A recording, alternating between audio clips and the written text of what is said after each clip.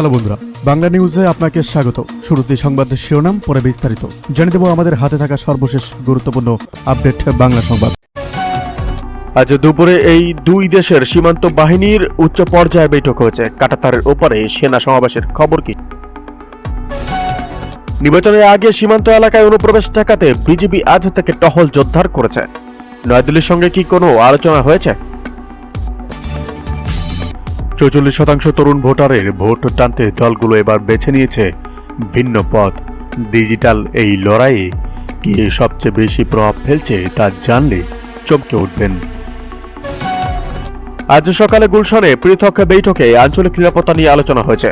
নির্বাচনের আগে এই বিদেশি তৎপরতা কি কোনো নতুন সমীকরণের ইঙ্গিত? ভোটের আগে বাজারে উত্তাপ কমাতে আজ মাঠে নামছে বিশেষ একটি বাহিনী। বড় বড় আড়তদাতাদের বিরুদ্ধে কি ব্যবস্থা নেওয়া হচ্ছে, শেষ পর্যন্ত কারা ধরা পড়ছে, দেখুন বিস্তারিত। দীর্ঘ আইনি লড়াই শেষে পাচারকৃত অর্থের বড় একটি অংশ দেশে ফিরিয়ে আনার প্রক্রিয়া চূড়ান্ত।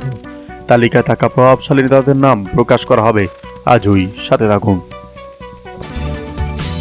নির্বাচনের আগে অর্থনীতির জন্য দুঃসংবাদ। সংস্কার শর্ত পূরণ না হওয়ায় অর্থ ছাড় নিয়ে দেখা দিয়েছে অনিশ্চয়তা। সরকারের পরবর্তী পদক্ষেপ কি হতে যাচ্ছে? ভোটের 7 দিন আগে বঙ্গভবনে এই হাই প্রোফাইল বৈঠকের উদ্দেশ্য কি? অতিরিক্ত সেনা মোতায়েনের কোনো ঘোষণা কি আসছে? কর্তৃপক্ষে প্রকাশ্য আসা আওয়ামী লীগ নেতাদের গ্রেপ্তার দাবিতে থানা ঘেরাও। মাদারীপুর 1 আসনে বিএনপি প্রার্থী নাদিরা আক্তারের নির্বাচনী প্রচারে প্রকাশ্য আসেন দীর্ঘদিন পলাতক থাকা কার্যক্রম নিষিদ্ধ আওয়ামী লীগের নেতাকর্মীরা। এই খবর ছড়িয়ে পড়ার পর তাদের গ্রেপ্তার দাবি ও আইন শৃঙ্খলা রক্ষাকারী বাহিনীর নিষ্ক্রিয়তার অভিযোগে শিবচর থানায় ঘেরাও করে বিক্ষোভ হয়েছে। আজ বুধবার সন্ধ্যার দিকে শিবচরের সর্বস্তরের জনগণ এর ব্যানারে আয়োজিত কর্মসূচিতে অংশ নেওয়া ব্যক্তিরা নিজেদের জুলাই যোদ্ধা পরিচয় দিয়েছেন। এর আগে গতকাল মঙ্গলবার সন্ধ্যায় শিবচর পৌরসভা খান বাড়িতে অনুষ্ঠিত বিএনপি প্রার্থী নাদিরা আক্তারের উঠান বৈঠকে উপস্থিত হয়ে প্রার্থীকে বিজয়ী করতে অঙ্গীকার ব্যক্ত করেন দীর্ঘদিন পলাতক থাকা কার্যক্রম নিষিদ্ধ আওয়ামী লীগের আলোচিত অন্তত 20 জন নেতাকর্মী। এই সময় তারা জয় বাংলা জয় বঙ্গবন্ধু স্লোগান দিয়ে ধানের শীষে ভোটও প্রার্থনা করেন। বিষয়টি নিয়ে আজ প্রথম আলোর অনলাইনে জয় বাংলা জয় বঙ্গবন্ধু স্লোগান দিয়ে ধানের শীষে ভোট চাইলেন আওয়ামী লীগের নেতারা শিরোনামে একটি সংবাদিত প্রকাশ হয়। এরপরে বিষয়টি নিয়ে জেলার রাজনীতিতে নতুন করে আলোচনা। এদিকে করাইল বস্তিবাসীকে পাকা দালাল ও ফ্ল্যাটের প্রতিশ্রুতি তারেক রহমানের। রাজধানী করাইল বস্তিতে কাঁচা ঘরে বসবাসকারীদের জন্য পাকা দালান নির্মাণ করে ফ্ল্যাটে থাকার ব্যবস্থা করার প্রতিশ্রুতি দিয়েছেন BNP chairman Tarique Rahman. BNP ক্ষমতায় গেলে সেখানে বসবাসকারীদের নামে রেজিস্ট্রি করে ফ্ল্যাট দেওয়া হবে বলে জানান তিনি। মঙ্গলবার বিকেলে রাজধানী মহাখালী টি&টি মাঠে করাইলবাসীর উদ্যোগে আয়োজিত দোয়া মাহফিলে এসব কথা বলেন তারেক রহমান। বিএনপি চেয়ারপারসন ও সাবেক প্রধানমন্ত্রী প্রয়াত খালেদা জিয়ার রোগের মাগফিরাত কামনায় এই দোয়া মাহফিলের আয়োজন করা হয়।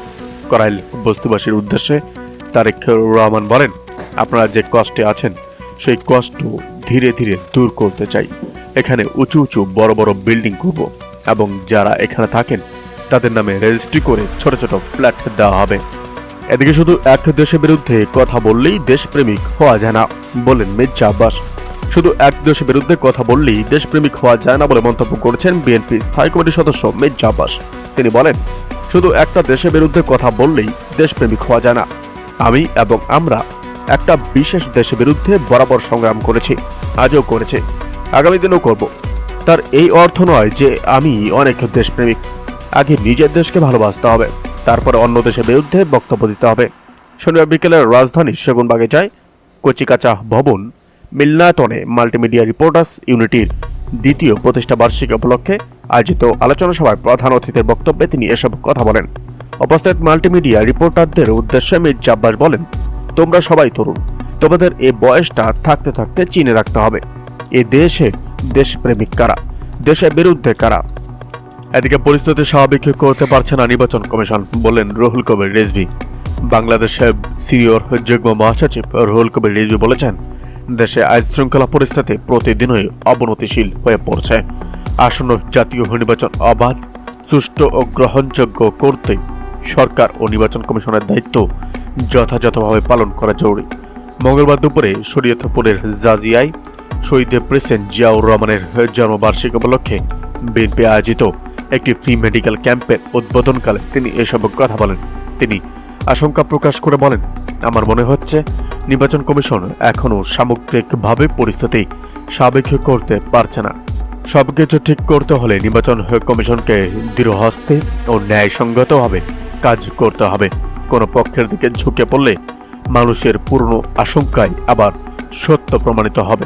রুহুল কবির রিজভী আরও বলেন, নির্বাচন কমিশনের দায়িত্ব এমনভাবে পালন করা উচিত যাতে তাদের নিরপেক্ষতা নিয়ে কোনো প্রশ্ন না ওঠে। কিন্তু বর্তমানে নানা কারণ ও আচরণে নির্বাচন কমিশনকে ঘিরে কিছু কিছু প্রশ্ন উঠছে। তিনি বলেন, গত 15 থেকে 16 বছর ধরে মানুষ ভোটাধিকার থেকে বঞ্চিত ছিল। এখন তারা নির্ভয়ে ভোট কেন্দ্রে গিয়ে ভোট দিতে চায়। এই নিরাপত্তা পরিবেশ নিশ্চিত করার দায়িত্ব অন্তর্বর্তীকালীন সরকারের। অনুষ্ঠানে আরও উপস্থিত ছিলেন বিএনপি কেন্দ্রীয় কমিটির স্বাস্থ্য বিষয়ক সম্পাদক ডক্টর রাফিকুল ইসলাম এবং আরও অনেকে। এদিকে এম এ লতিফ খানের মৃত্যুতে তার